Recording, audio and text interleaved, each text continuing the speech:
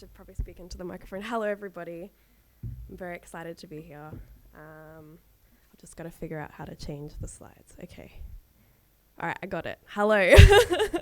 I'm Grace. I am a little tiny baby, and I make lots of games. I make mostly 3D games. And if you want to follow me on Twitter, you can. I post lots of GIFs, and I use a lot of exclamation points. So be prepared for that. I just want to thank Play by Play for having me today.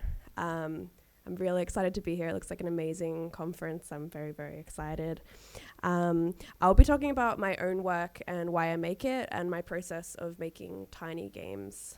I hope I don't mess up because I never wake up this early. I'm very, very tired. So please excuse me if I yawn. I will try not to.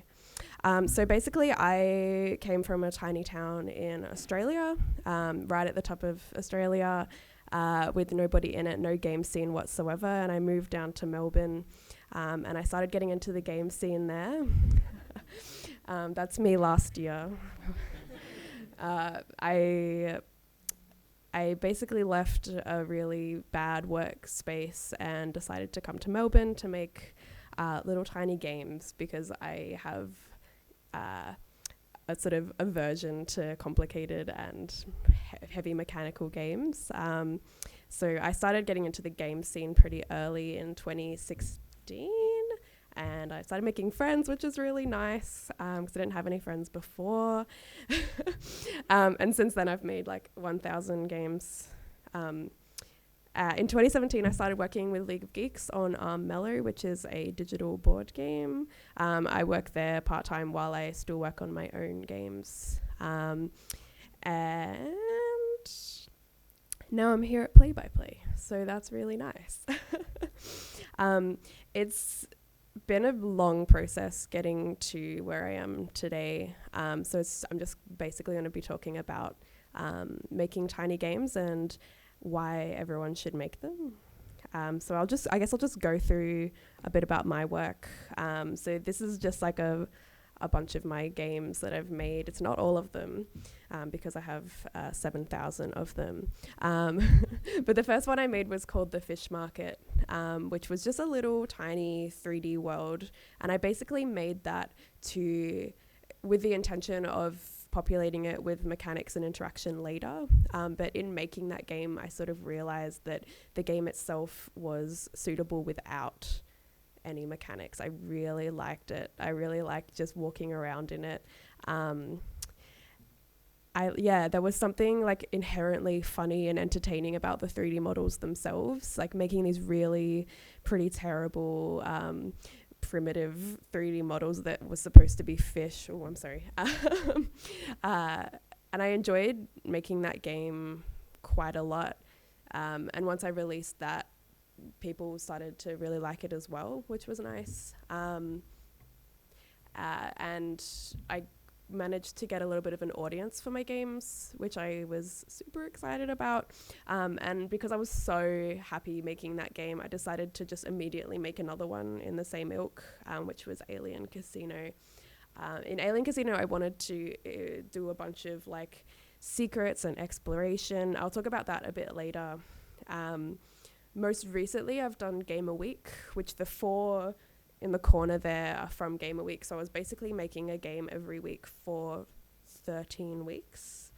And that was a lot of pressure and a bit stressful, but it was definitely worth it. I really, really enjoyed making those games. Some of them didn't turn out very well, but it was really interesting for me to make those games because I was making the 3D exploration games, but I wasn't pushing myself. And I'll get into this a bit more later, but I wasn't making games that pushed what I liked. And forcing myself to make these games with a lot of interaction was far different from anything that I'd done before. And some games I didn't like. Basically what happened was the more complex the mechanic and the interaction was, the unhappier I was making it. and I got really unmotivated. I was, sorry for doing that. I was asked to make a first-person shooter for one of the weeks, and I was not happy about that. But I wanted to give it like a red hot go, so I worked really hard on it, but I just got so sad making it because I just didn't want anyone to die in my games. Like I made a little like criminal, but he was so cute. I didn't want to shoot him. So, and I made this toad sushi game in the corner. And while it is aesthetically pleasing, the game is basically you have to find the sushi before the other person does.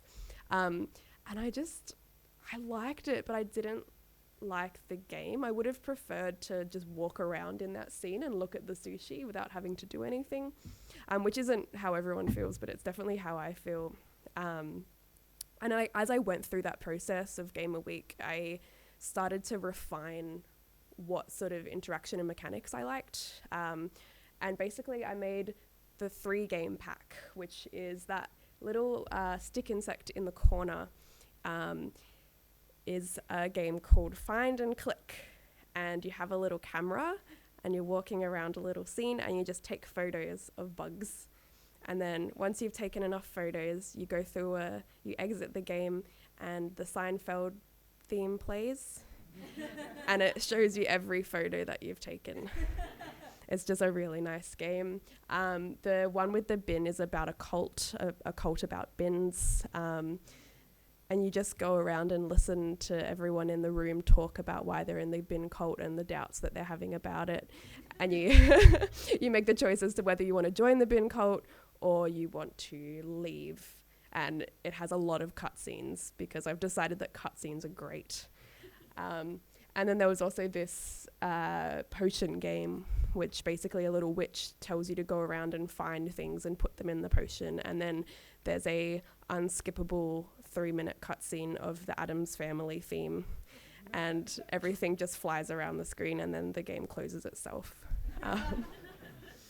But out of all of those games, I made this one called The Journey to the Party, which I felt like with that game, I finally had gotten to a point where I felt comfortable with the amount of interaction. And in that game, you're basically going to a spooky party and you go and talk to people, well, not people, you go and talk to like scary monsters along the way, and you ask them if they want to come to the party, and then they just follow behind you as you walk down this path to the party. And then there's another unskippable cutscene, which is Surfin' USA by the Beach Boys, and everyone in the scene is dancing, and it's incredible. So definitely play that. But basically the thing that I found with that game is that I was finally finding a point of interaction that I was really comfortable with. So let's go to the next slide. I'm finding this very difficult. Okay, I'm going to talk a little bit about Alien Casino because that's my favorite game that I've made. This is the second full game that I made. Basically the premise is some aliens found a casino when they visited Earth, and they liked it so much that they came back to their home planet and decided to make one themselves. So they found an old asteroid and created the casino, and it's basically the aliens don't really remember what the casino had in it, so they're just doing it from memory. And there's some sort of factual inaccuracies, but they're sort of my factual inaccuracies because I was also doing it from memory because I don't go to casinos very often. I basically came up with Alien Casino because I really wanted to make a game after the fish market, which I should clarify is a market that fish sell things at.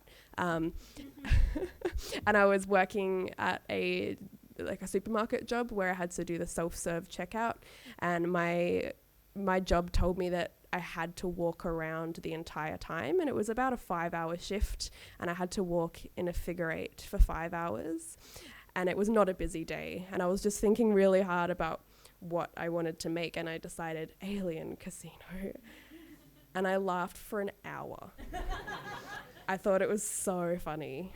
And basically I liked the idea so much that I started going to my university to make it. I didn't have a laptop that could make games for about 2 years. So every time I wanted to go and develop games, I'd have to travel an hour into university to make them.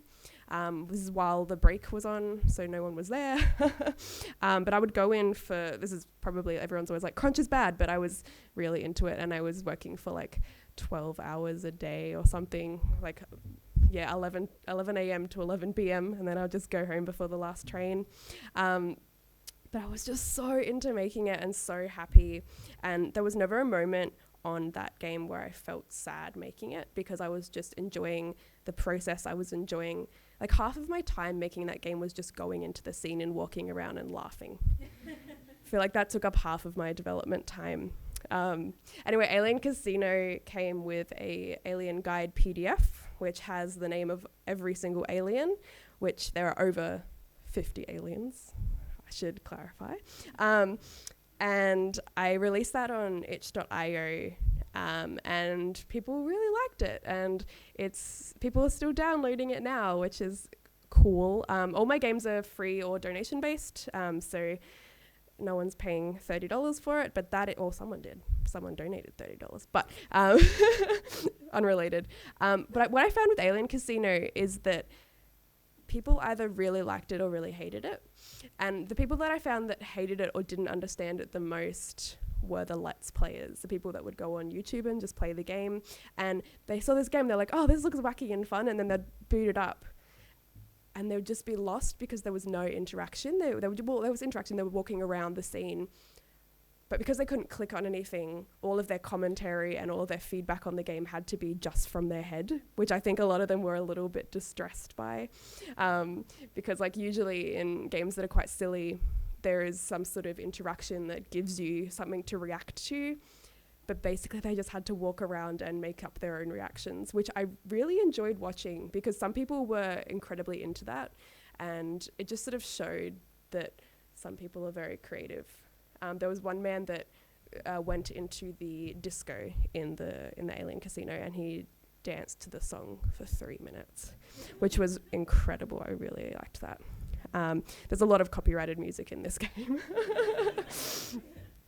So basically my influences for games comes from a kind of weird place. When I was younger, I would play a lot of MMOs, but I would play them in a very odd way. I never got past oh my gosh, I'm sorry if I keep doing that. I never got past level 3 in RuneScape. Maybe I got to level 4, which is level 3 is the base level in RuneScape. But I just would do this thing where I would walk around and see everywhere there is to see. I would talk to people. I would try and get people to buy me clothes. I became a member in RuneScape just because I wanted to have more clothes. And I made these YouTube videos, which were just, I called them Jenny the Explorer. And it was just basically, as you can see on the left there, it was basically just my character walking around and waving. There was no text whatsoever. It was set to Burning Love by Elvis.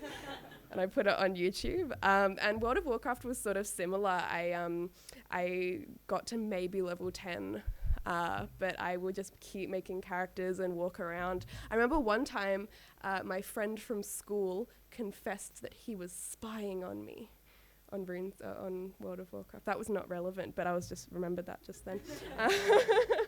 But yeah, my taste in games is sort of like influenced by passively existing and watching worlds.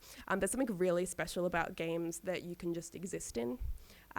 So if a game I like games that complement their interaction.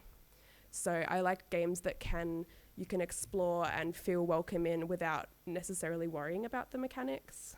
And like Play by Play's theme this year is Voyages. And I feel like I've always been a bit of a voyager in how I explore games. I'm always in World of Warcraft, I would get people to take me to the really high level worlds on their mount or whatever, and just try not to die so I can see what the people in the higher levels were seeing without actually having to try or grind to get there. And like I feel like I make games specifically because it's always what I've felt is best about games is exploring and looking.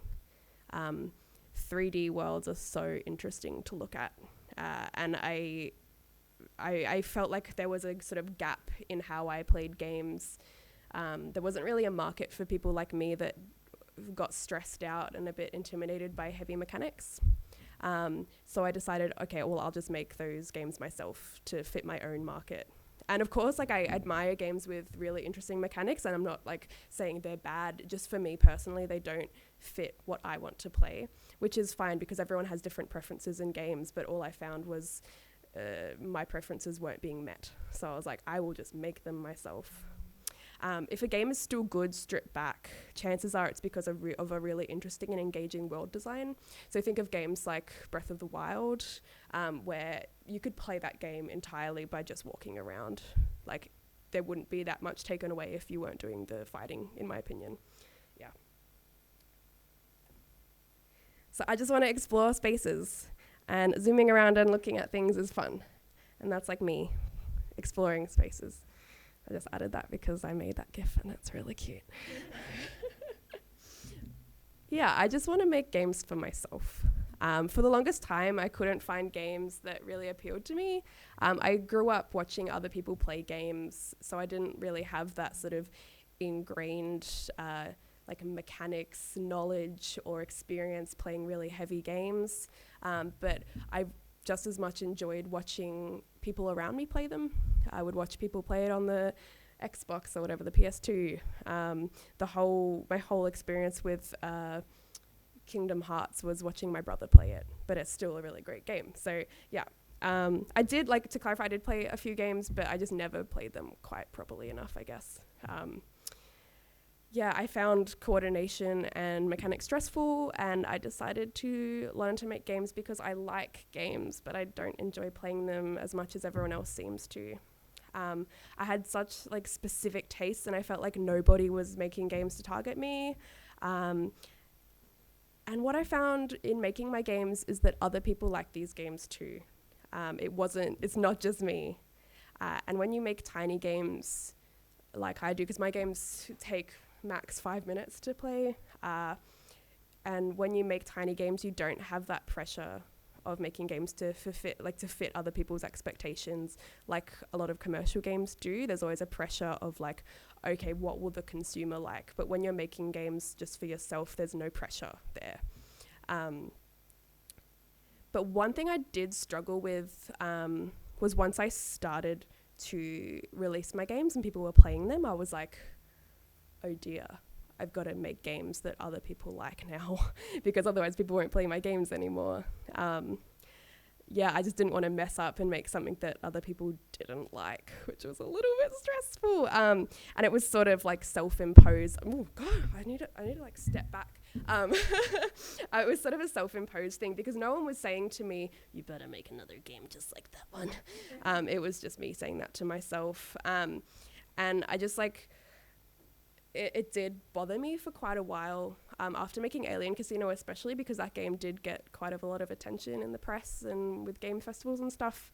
I was just like, oh dear, I don't know what to do. And part of it was like getting itch comments of people that were like, this game isn't enough. You've got to make something better. And people's reactions to the game varied. But I actually really liked the fact that people were commenting on this game and saying, oh, I really liked it, but there was nothing to do.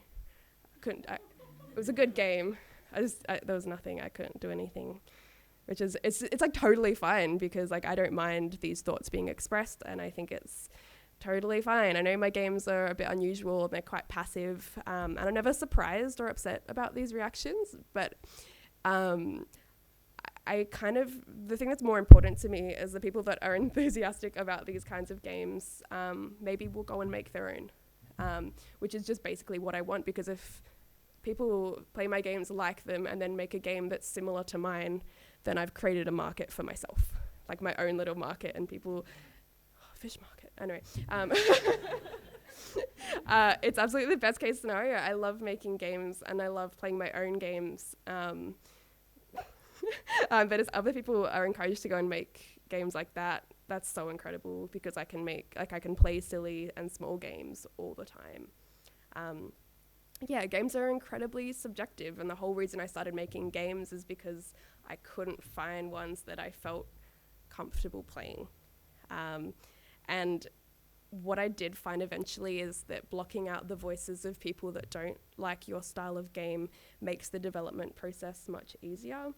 And it doesn't mean these voices aren't valid or aren't important, but they're not relevant to my work. They would be relevant to my work if I was making commercial games, more likely, but that's not an exclusive thing. You can still make commercial games that aren't for anyone else, just to clarify. But there are just so many games for people like this that want heavy mechanics and interaction, and I don't. And they can play those games, and the people that don't like heavy mechanics and interaction can play my games, and games like my games. People hate everything, so don't worry. Jessic04 has described Alien Casino here as not God, which I would argue is untrue. Alien Casino is God. Yeah, some of them are just really funny. She actually, whoever this is, posted that twice, so very, very enthusiastic about it. One thing that I just want to say is that it's totally fine to fail when you make small games. I felt the pressure after making Alien Casino to keep making games in that ilk. And I just found that it really bummed me out after a while, because I sort of just came up with this jungle game idea and was like, oh yeah, people like that. That's kind of like not as similar as the stuff that I've made before. It's like a new thing, I'll make it. And I made it for quite a while. Like I maybe spent a month full time on it, and I just couldn't get that motivation that I was getting when I was playing Alien Casino, well, when I was making Alien Casino. It was just really difficult for me to make this game because it no longer was for myself. Instead of being like, oh, I'm gonna put this animal here because that'd be really funny, it was like, oh, maybe someone would like that there. Oh, I should add this animal in because people like that animal. And that just made me really sad. I wasn't coming up with these ideas organically. It was a much more mechanical process of like, what do people like? And I still wanted to make it. Like I would go in every day and try to make it, but I started to really hate the process, and I feel like that showed in the game. It didn't have the organic happiness that my other games did. It just felt like a cookie cutter version of my own games. And I didn't really have a reason to make it. The game was just a jungle. There was no special feature after the fact that it was a jungle. I didn't think that the movements or the interactions were particularly funny or interesting. And I would share GIFs and pictures from it, but other than that, nothing was that interesting. I was basically sharing all the good bits and nothing else was good, in my opinion. And it just made it impossible to continue.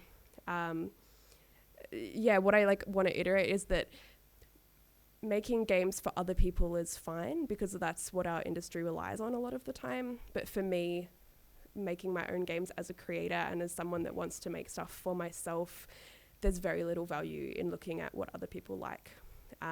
Because what I've found in the past is that people like what I like as well. So I may as well just focus on what I like. And if other people don't like it, that's okay. But some people will, because people share tastes. It's just so common. I didn't make anything for a while after starting work on this game because I just felt so drained from it. And I think part of that is because I was making the games in rapid succession. I wasn't taking breaks. And I was just like, I had this imaginary pressure from people that hadn't even seen the game. And I was like, this game is just a failure. So I dropped it. And I didn't start making games again until Game a Week. But that sort of brought back that motivation quite a lot. So basically, after Game a Week, I've started working on this game called Grace Bruxner Presents The Haunted Island. And what I found with this game is that it's quite similar to Alien Casino and The Fish Market, but when we create games for ourselves, we can't just do what we've done before. I mean, you can if you really want to, but I couldn't do what I've done before. So doing Game a Week and finding a level of interaction that made me comfortable meant that I could come back to a project that I was really passionate about and bring the bits from those other projects that I liked and remove the bits that I didn't like. So making really tiny games in a short amount of time is really good for figuring out what your tastes are if you're not really sure when making your own games. This is a 3D game, quite obviously, and it's got minimal interaction. Basically, you're going around and talking to the characters. The premise is you are a detective and you've been brought to this haunted island that a resident is so scared. The resident is the sloth. Look how scared he is. He's just terrified. And he has ordered some scientists to come and figure out the source of the noise, and they've been working for 2 weeks and they can't figure out what the noise is, so you're brought in to solve the mystery and find the ghost. And I'm finally feeling what I felt when I made Alien Casino in the fish market, and that is really good. It makes me happy because I'm finally making this game for myself and not for anyone else, like I did when I was making the jungle game. And I've managed to keep motivated because I feel like I don't cater to my specific taste, nobody else will. I don't make much money from my games because they're free with an optional donation. I choose to make my games free for a couple of reasons. The first is I like to keep my games accessible.